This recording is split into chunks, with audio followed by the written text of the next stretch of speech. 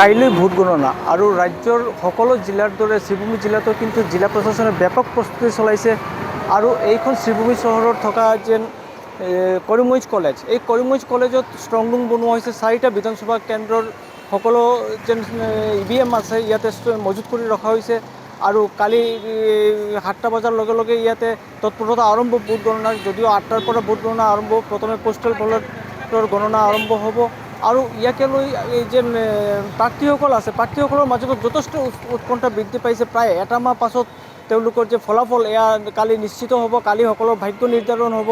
আৰু এইখন কলেজ, কৰিমগঞ্জ কলেজৰ যি ষ্ট্ৰং ৰুমৰ যি ব্যৱস্থা যদি আমি ক'ব বিচাৰোঁ, ইয়াতে যথেষ্ট কটকটীয়া কৰি তোলা হৈছে।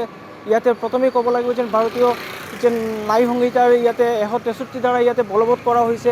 এইখন কলেজৰ 100 মিটাৰ দূৰলৈকে সম্পূৰ্ণৰূপে যেন এই যে আমি যান বাহন চলাচল দেখিছোঁ, এয়া কিন্তু আজি ৰাতিৰ মাজৰাতিৰ পৰাই কিন্তু বন্ধ কৰি দিয়া হ'ব। চাৰিওফালে বেৰিকেড লগাই ইয়াৰ বাবে সকলো ব্যৱস্থা কৰা হৈছে। দুয়োফালে যান বাহন চলাচল বা সাধাৰণ লোক প্ৰৱেশ নিষিদ্ধ কৰি দিয়া হ'ব আৰু যিসকল কাউণ্টিং এজেণ্ট বা যি বিষয়াসকল আছে, যি কৰ্মত নিয়োজিত আছে, তেওঁলোককে বিশেষ যে আইডেণ্টি কাৰ্ডৰ জৰিয়তে ইয়াতে সোমোৱা দিয়া হ'ব আৰু ইয়াতে ষ্ট্ৰং ৰুমৰ নিৰাপত্তাৰ বাবে বা পূৰ্বৰ পৰাই কিন্তু ইয়াতে যথেষ্ট যে নিৰাপত্তাৰক্ষী মোতায়েন কৰা হৈছে আৰু বিশেষকৈ কালি গণনাৰ বাবে কিন্তু ইয়াতে কামাণ্ডো বাহিনীও নিয়োগ কৰা হৈছে। লগতে CRPF, BSF সকলো ধৰণৰ যেন আধা সামৰিক বাহিনী ইয়াতে নিয়োগ কৰি ৰখা হৈছে আৰু শ্ৰীভূমি জিলাত যদি কোৱা যায় যেন প্ৰায় সকলো দলৰ বা নিৰ্দল মিলি প্ৰাৰ্থী আছে। 48গৰাকীৰ প্ৰাৰ্থীৰ যে ভাগ্য বৰ্তমানে EVMত বন্দী হৈ আছে। কিন্তু কালি যি সময় দুপৰীয়া সময়ৰ কিন্তু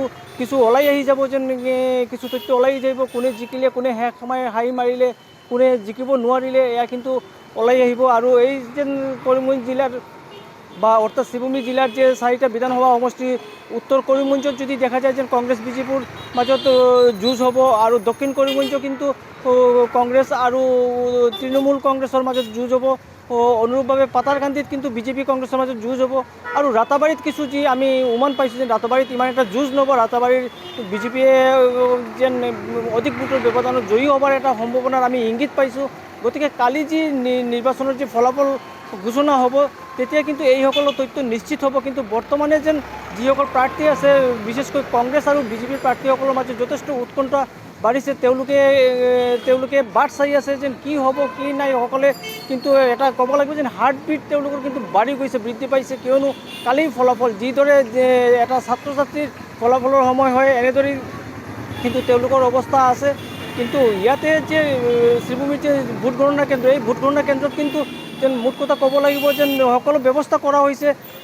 আৰু এটা যদি বতৰৰ ফালে কোৱা যায় যেন আজি প্ৰায় এসপ্তাহ ধৰি নেৰানেপেৰা বৰষুণ পৰি আছে, অবিৰত ধাৰাসাৰ বৰষুণ হৈ থাকে। কেতিয়াবা আজিৰ দিনত অলপ সামান্য বৰষুণ হ্ৰাস পাইছে, হয়তো কালিৰ দিনত বৰষুণ কি হ'ব এয়া কিন্তু এতিয়াও ঠিক নাই। যদিও বতৰৰ আগজাননী অনুসৰি কালি বৰষুণ কম হ'ব পাৰে।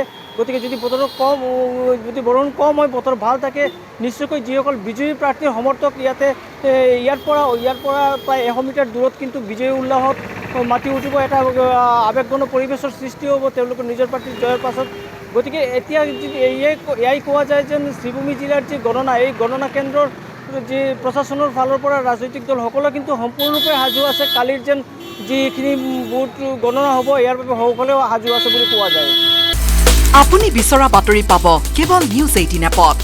নিউজ 18 এপ ডাউনলোড কৰিবলৈ স্কেন কৰক এই QR কোড। গুগল প্লে ষ্টৰতো পাব এই নিউজ 18 এপ।